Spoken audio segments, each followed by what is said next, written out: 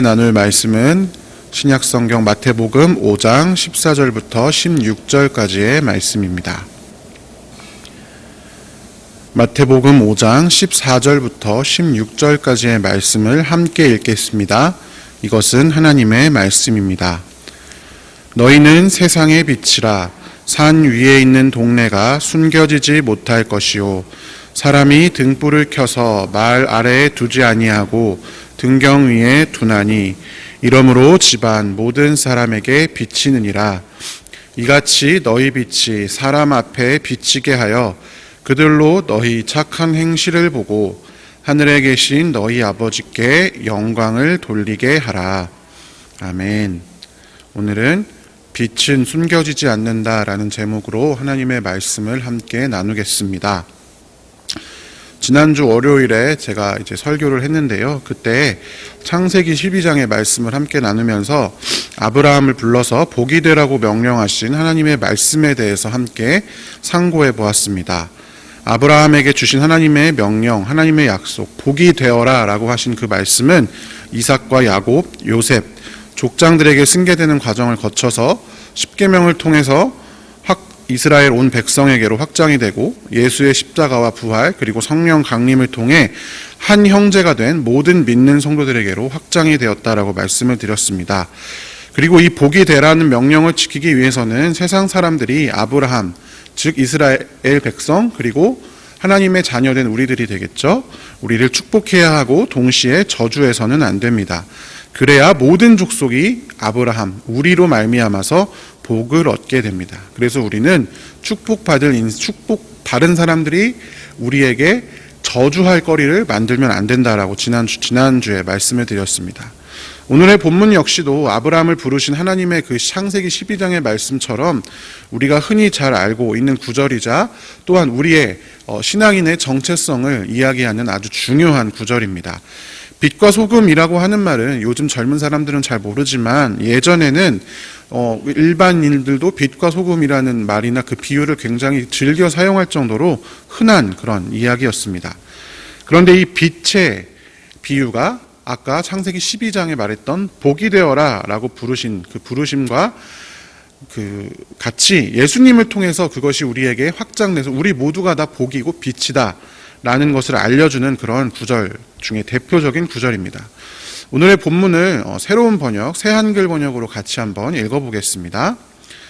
바로 여러분은 세상의 빛입니다. 산 위에 자리한 도시는 감춰질 수 없습니다. 또 사람들은 등잔불을 밝혀서 그것을 바가지로 덮어두지 않습니다. 등잔대 위에 올려둡니다. 그러면 그것이 집에 있는 사람들 모두에게 빛을 비추어 줍니다. 이와 같이 여러분의 빛을 사람들 앞에 비추어 주어야 합니다. 그래야 사람들이 여러분의 선한 일들을 보고서 하늘에 계신 여러분의 아버지께 영광을 돌리게 될 것입니다. 아멘. 그런데 우리가 흔히 알고 있는 개역개정으로 있는 이 마태복음 5장 14절부터 16절과 이 새한글로 읽어보면 약간의 뉘앙스의 차이를 느낄 수가 있습니다. 먼저 5장 14절을 함께 살펴보면 개역개정에서는 너희는 세상의 빛이라 산 위에 있는 동네가 숨겨지지 못할 것이요. 이 개역개정 번역 자체가 쉼표라든지 마침표라든지 이런 것들을 생략하고 번역을 했기 때문에 읽는 독법에 따라서 느낌이 굉장히 다르게 다가오는데요. 이거를 한 문장으로 생각하고 너희는 세상의 빛이니까 산 위에 있는 동네가 숨겨지지 못한다 이렇게 읽는 것과 새한글처럼 여러분은 세상의 빛입니다. 산 위에 자리한 도시는 감춰질 수 없습니다. 따로 읽는 거랑 약간의 뉘앙스의 차이가 있습니다. 사람에 따라서요. 물론 동일하게 느껴지시는 경우도 있지만 어떤 분들은 다르게 느껴질 수 있다라는 것입니다. 저 같은 경우는 이제 후자였는데요.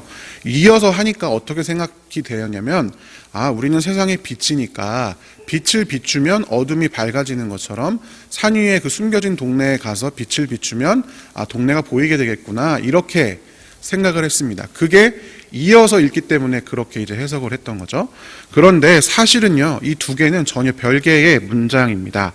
분리된 문장으로 서술되어 있다. 헬라어 문법에서요. 그거를 이제 기억을 하면서 이 내용을 다시 한번 살펴보겠습니다. 제가 한 가지 예를 들어볼까요? 이 전혀 별개의 내용이라는 게 무슨 의미냐면 이 두 번째 문장이 다른 문장이다. 앞의 문장과. 우리는 세상의 빛이다 라고 예수님께서 말씀하시면서 그런데 그 빛은 이런 것이다 라고 설명하고 있는 문장입니다. 산 위에 자리한 도시가 감춰질 수 없다. 제가 가끔 이제 아내랑 아이랑 그 대명항에 놀러 이제 가거든요. 거기 그 새우튀김 맛있어가지고 거기 자주 가는데 그 밤에 이제 갑니다. 끝나고 가니까 그러면 이제 깜깜해져요. 그럼 대명항 에서 건너편에 강화도가 있는데 그 강화도 루지 타는 데가 이렇게 그 불빛이 그 가로등을 딱 타고 이렇게 되어져 있는 거 봅니다. 그 모습은 저는 분명히 강화도 그 바다 건너편이죠. 바다 건너편에 있는데도 그 불빛이 쫙 보입니다. 여러분 이 구절이요 이거랑 똑같은 구절입니다. 우리가 세상의 빛이다. 그런데 산 위에 세운 마을은 숨길 수 없다. 라고 하는 이 말씀은 무슨 뜻이냐면 우리는 빛이기 때문에 어디 가나 보인다 라는 뜻입니다. 어두움을 가서 비추어라 이런 이야기가 아니라 우리는 빛으로 세상의 빛으로 부르셨는데 산 위에 있는 동네가 그 대명항 건너편에 있는 루지 가로등이 그 주변에 있는 모든 사람에게 보이는 것처럼 우리는 빛으로 지음받았기 때문에 숨겨질 수 없다 라는 뜻입니다. 우리는 마치 바다 건너 섬 산 위의 가로등처럼 어디에서나 보이게 됩니다. 우리 그리스도인들의 모든 삶은 모든 행동은 어디에서나 누구에게나 보이는 숨길 수 없는 것이 된다라는 것입니다. 이어지는 15절에서도 이 구절을 이런 내용을 확인할 수가 있습니다. 5장 15절에 보면 개역개정에 또 흔히 우리가 하는 오해 중에 제가 했던 오해 중에 등불을 켜서 말 아래에 둔다라는 이 구절을 저는 아주 어렸을 때부터 그 타는 말인 줄 알았어요. 홀스. 그래서 등잔을 말 밑에 이상한 말도 안 되는 행동은 하지 않는다 이런 뜻으로 이해했는데 그게 아니라 말이라고 하는 것은 그 옛날에 그 쌀 풀 때 그 말 있잖아요. 말 바가지 그거를 의미하는 겁니다.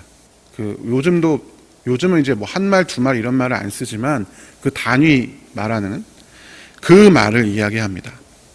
그러니까 등불을 켜가지고 바가지 아래 덮어놓는 사람이 없잖아요. 그거는 그 등불의 역할이 아니잖아요. 그런 사람은 하나도 없다. 등불의 역할은 등경이라고 하는 것은 등잔대를 말하는 겁니다. 그 등잔대 위에 올려둬서 사람들이 다 보게 만드는 그게 빛의 역할이다라는 것입니다. 등불이라고 하는 것은 애초에 바가지 아래에 내려놓는 용도로 쓰이는 것이 아니라 등잔 거리에다가 걸어서 온 집안을 밝게 모든 사람에게 보이도록 그렇게 하는 것이다 라는 것입니다. 그러니까 우리가 세상의 빛이라 너희는 빛이라 이렇게 정확하게 얘기를 하셨죠. 그 이유는 그 뜻은 무엇이냐면 그리스도인이라는 존재 자체가 모든 사람에게 비추이도록 지음받았다라는 뜻입니다. 빛을 비추어서 어둠을 물러낸다 정도의 이야기가 아니라 우리 자체가 예수님을 만나고 예수님의 자녀가 되고 그 언약의 한 뿌리로 다 같이 모인 그 순간부터 우리는 애초에 빛이다 라는 것입니다. 그래서요 사람들은 보기 싫어도 우리를 볼 수밖에 없습니다. 그리스도인인 우리들이 어떤 삶을 살아가고 있는지를 자연스럽게 볼 수밖에 없습니다. 왜냐하면요 창세기 12장에서 살펴본 것처럼 하나님께서는 우리를 통해서 세상 사람들을 구원하시기로 작정하셨기 때문입니다. 예수님을 통해서 우리에게 구원을 허락하셨잖아요. 우리를 통해서 구원하신다는 것이 예수님이 아니라 우리를 믿고 그게 아니라 우리를 통해 세상 사람들이 복을 얻을 수 있도록 그렇게 계획하셨다라는 것입니다. 아브라함의 시대에서부터 말씀입니다. 그래서 예수님께서 이어서 이렇게 말씀하십니다.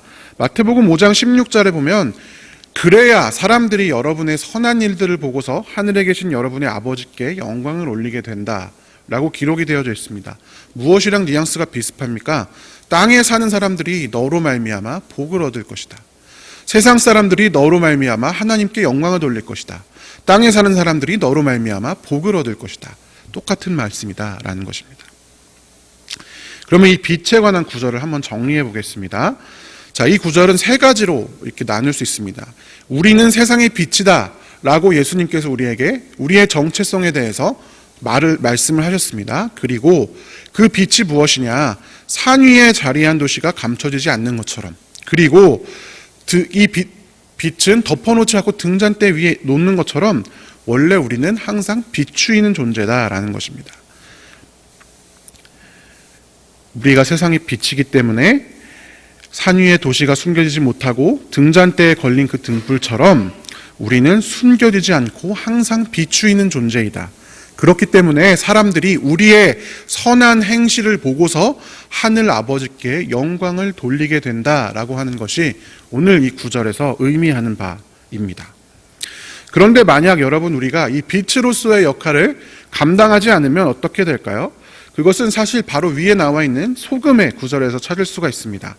마태복음 5장 13절을 새한글로 같이 한번 읽어보겠습니다. 바로 여러분은 땅의 소금입니다. 소금이 그 맛을 잃어버리면 무슨 수로 짠맛을 되찾겠어요? 아무데도 더는 쓸모가 없어서 오직 밖에 버려져 사람들에게 마구 밟힐 뿐입니다. 아멘. 빛으로 복으로 살라고 부르신 그 우리의 역할을 잃어버리게 되면, 소금으로 살라고 부르신 그 역할을 잃어버리게 되면 어떻게 됩니까? 바깥에 내버려집니다. 사람들이 짓밟습니다. 여러분, 무엇과 연결이 될까요? 창세기 12장에 저주와 연결이 되는 구절입니다. 창세기 12장에 보면 너를 저주하는 사람에게는 내가 저주할 것이다 라고 하나님께서 말씀하셨습니다. 그런데요, 우리가 빛으로 부름을 받았는데 누구에게나 보이고 세상 사람들에게 보여져서 우리의 행실을 통해서 하나님께 영광 돌리고 우리의 행실을 통해서 그들에게 복을 내리도록 부르심을 받았는데 우리가 그 역할을 하지 않고 그 맛을 잃어버리면 사람들이 내버려서 짓밟는다, 저주한다. 그런데 그렇게 되면 저주하니까 우리가 불쌍하네 끝이 아니라 그걸 그 행위를 통해서 그 사람들이 또한 저주를 받게 된다라는 것입니다. 그런데 그것은 지난주에 살펴보았듯이 복으로서 살라고 부르신 우리의 그 부르심에 응답하지 못하는 삶이 된다. 왜? 우리는 모든 사람에게 복을 주도록 지음 받았는데 저주를 주고 있으니까 잘못되었다라는 것이죠. 사랑하는 성도 여러분, 우리가 기억해야 할 것은요, 사람들이 오늘날 우리 안에서 발견하는 것이 빛입니까? 복입니까? 아니면 짜지도 않고 그 주변의 다른 국물이랑 섞어놔도 아무런 차이도 없는 저주받아 마땅한 그런 소금인지 생각해 볼 필요가 있습니다. 오늘날 교회는 세상으로부터 오는 비난들을 피할 수 없는 자리에 있습니다. 교회가 잘못한 것도 있지만 교회라는 위치 자체가 그런 거예요. 하나님께서 그렇게 지으셨어요. 우리를 통해서 사람들이 복받으라고. 그런데 여러분, 여러 비난들 가운데 우리가 방어할 것도 있고 아닌 것도 있지만 가장 뼈아픈 것은 뭐냐면요, 교회가 세상과 전혀 다르지 않다. 교회 다니는 사람들이 세상 사람들과 다른 게 없다. 오히려 더 이기적이고 오히려 더 종교라는 이름으로 다른 사람들에게 예의 없이 행동할 때도 있다.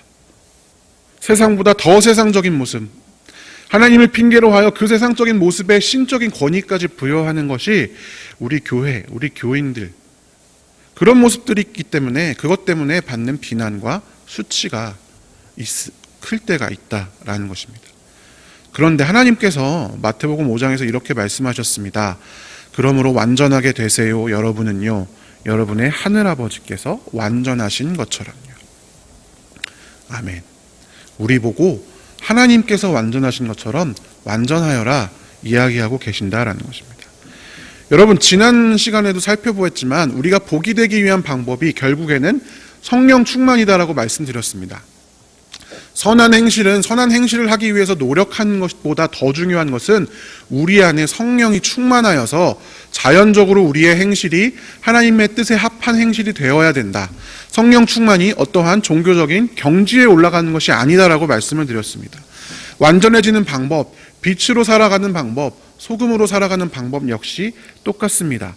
성령 충만, 성령이 내 안에 가득하여서 성령과 내가 하나 되는 것, 성령 충만이라고 하는 것 자체가 예수님께서 하나님 안에 있는 것처럼 우리도 예수님 안에 있는 것, 그것이 성령 충만이기 때문입니다.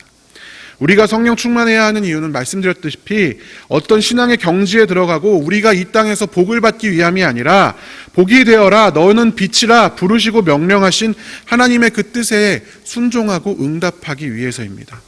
어둠인 우리를 부르셔서 빛이다라고 선언해 주신 그 예수님의 사랑에, 그 부활로 그것을 확증해 주신 그 은혜에 우리가 응답하고 순종하기 위해서 성령 충만하는 것이지, 다른 어떤 것을 위해서 성령 충만해야 되는 것이 아니다라는 것입니다. 신명기 자체가 주제가 여러분 복과 저주입니다. 신명기의 내용을 보면 그리심산에서 복을 선포하고 에발산에서는 저주를 선포합니다. 재미있는 것은요, 복과 저주 중간에는 아무것도 없습니다. 중간 자체가 없다라는 것입니다. 우리가 다른 사람들의 복이 되거나 아니면 다른 사람들의 저주가 되거나 둘 중에 하나입니다. 예수님께서 염소의 자리와 양의 자리 둘 중에 한 자리에 서라 말씀하신 것처럼 똑같습니다. 우리가 어느 자리에 설 것인가가 우리 앞에 놓여진 문제다라는 것입니다. 사랑하는 성도 여러분, 오늘도 성령 충만을 사모하십시오. 그리고 우리가 복으로 빛으로 부름받았다는 것을 잊지 마십시오. 우리의 소명, 우리의 사명은요, 다른 것이 아니라 이것입니다. 우리의 가족에게, 우리의 이웃에게, 우리의 친구에게, 우리의 동료들에게, 우리의 이웃들에게, 우리가 마주치는 사람들에게 우리는 숨겨지지 않는 산 위의 동네, 등잔대 위에 거는 등불처럼 밝게 드러나 있습니다. 함께 기도하겠습니다. 사랑의 하나님, 감사합니다. 우리를 부르셔서 빛으로 살아가도록 인도하여 주시니 감사합니다.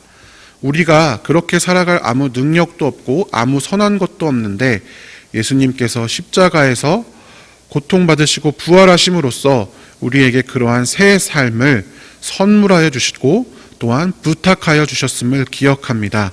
주님, 우리의 삶이 예수의 십자가에, 예수의 부활에 부끄럽지 않는 그런 삶으로, 복으로 빛으로 그 사명에 응답하는 삶으로 살아갈 수 있도록 인도하여 주시옵소서. 매 순간 우리에게 성령 하나님 함께 하시고 인도하여 주시옵소서.